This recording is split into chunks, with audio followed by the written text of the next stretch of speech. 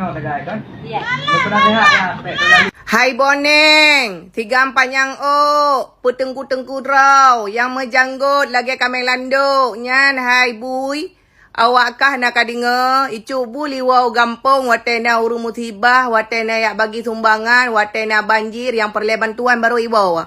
Menyawakkah perlu kengengke, kajak kena hai sehai. Bek behe kenan kajak wateh hana ura, bek bak rumah hana ura, kajilah-jilah ku pegah bawakkah rumah ke Bandar Aceh. Pubuat kenan khusus ke acak video bahawa ngak mehi awakkah haya.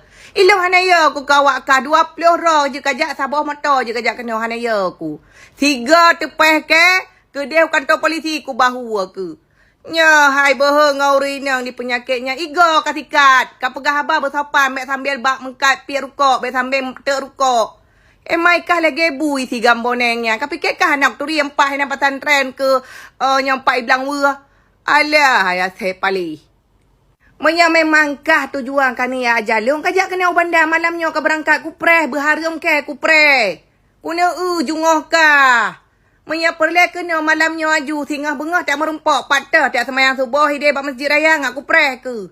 Behoi kah ina ni gampung. Nyang kasuk kolor-kolor lewat ka pegah haba. Nyang rukuk bajaroh hana sopan bibit. Hai kameng landuk Yahudi saya. Nya hai. Wate kata iem gaduh kaki beliau ke. Wate kata sipak ke dia huluan lah. Cat anak kereh ke dia ulangit. Maya bahau bandar kajak. Sabah truk pada buah truk. Perlek booking hotel-hotel. Ngan apa kae. Bek payah kae berjalan. Ha?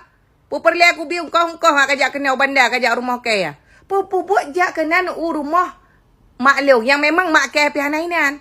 Alah hai anak asal. Bek sampai aku jak bak makah ini. Aku sipak mama ke dia huluan. Anak bui mandum. Nya hai wate jak kena ni gertak-gertak. Ikah hana lut ka gertak kajak kena mi berkah.